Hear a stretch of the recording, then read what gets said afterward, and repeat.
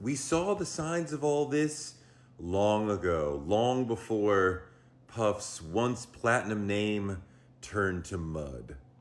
Money and status can change many things, but they can't change who you are at your core. I say that to say this. When Puff was first becoming famous, these are the facts that we talked about.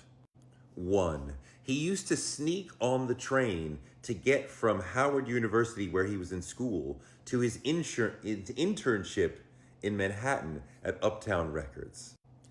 That told us that he was irrepressible, resourceful, and willing to steal to get what he wants. Number 2, after he became a successful A&R man at Uptown Records, he is widely rumored to have spat on some of his co-workers.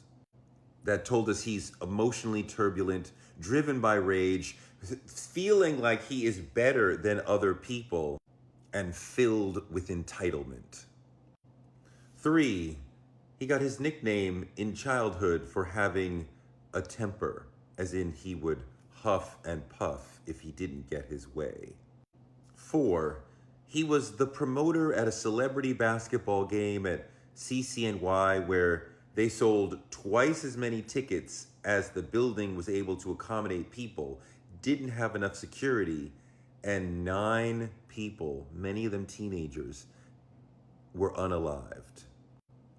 What led to that may have been a lack of concern for people.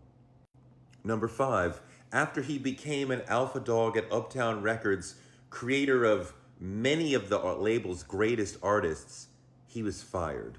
CEO Andre Harrell, who was Puff's mentor, who loved Puff like a son, said there can only be one lion in the jungle. So Puff's ego was way too much for Andre, even though he was by far the biggest rainmaker in the company. His ego was so big then that his boss, who loved him, told him to get out. And in the years since then, his ego has only gotten larger and larger. Puff is a man who has lived like a king for decades.